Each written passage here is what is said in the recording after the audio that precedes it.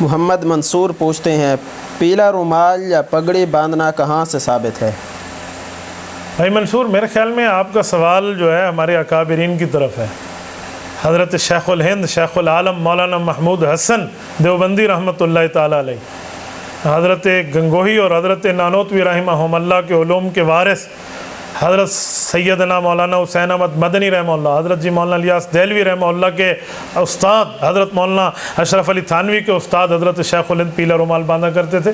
ہمارے اکابرین میں حافظ الحدیث حضرت مولانا عبداللہ درخواستی رحمۃ اللہ علیہ زرد رومال باندھا کرتے تھے، قائد ملت اسلامی حضرت مولانا مفتی محمود رحمۃ اللہ علیہ باندھا کرتے تھے، اور یہی رومال حضرت مولانا فضل الرحمان دامت فیوزہم العالیہ ادام اللہ شموسہ علینا بازغتاً یہ بھی باندھتے ہیں۔ ان کی اللہ فیض کو جاری اور ساری فرمائے۔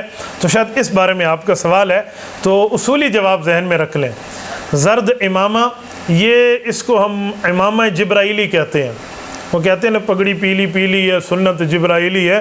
تو سنت جبرائیلی کیسے ہے؟ آپ طبرانی اٹھائیں، کنز الامال اٹھائیں، یہ آپ وہاں سے دیکھ لیں، فیض القدیر دیکھ لیں، اس میں حدیث پاک موجود ہے حضرت عبداللہ بن زبیر رضی اللہ تعالیٰ عنہ کے واسطے، رضی اللہ عنہما کے واسطے سے، کہ جب بدر میں فرشتے آئے تھے اور اللہ نے اس ذریعے سے فتح عطا فرمائی تھی مسلمانوں کو، تو ان کے عمامے زرد تھے، تو امامہ زرد رکھنا ہے بالکل ٹھیک ہے۔ تو یہ وہاں ثابت ہے۔ خود رسول اکرم صلی اللہ علیہ وآلہ وسلم سے بھی بعض اوقات یہ امامہ ثابت ہے، سنن نبی داؤد میں بھی روایت موجود ہے، تو آپ اس کو رکھ سکتے ہیں، باندھ سکتے ہیں پگڑی۔ موجودہ دور میں تو یہ پیلا رنگ یہ اہل باطل کے سامنے ویسے ان کے سینے پر مونگ دلنے والی بات ہے، اہل کفر کی گردن پہ پاؤں رکھنے والی بات ہے۔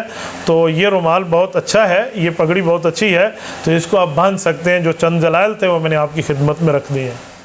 تبارك الذي نزل الفرقان على عبده ليكون للعالمين نذيرا